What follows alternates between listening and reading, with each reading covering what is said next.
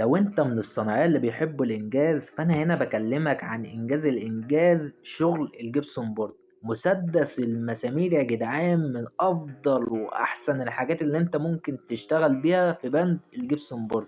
حاجة سريعة جدا وجميلة جدا في الشغل بتاعها، ما بتاخدش وقت، ولا بقى لسه هتخرم ولسه هتحط مسمار بفشر. هو يا باشا انت بتمسك القطاع الناعم، وبالمسدس المسامير خلاص انت خلصت. هو بسم الله ما شاء الله، بص يعني هو لسه هو بادئ الشغل.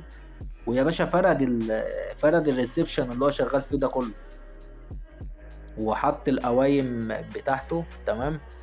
وقف القطاعات الخشنة وهيثبتها وشوف بقى يعني، بص فارد بيه شغل ازاي. يعني هو عامل بسم الله ما شاء الله شغل، وعمل المعبرة بتاعة الباب، بص، وخلص. يعني هي الموضوع كله العدة يا جدعان والله بتنجز، خصوصا لما تكون شغال بحاجة زي كده.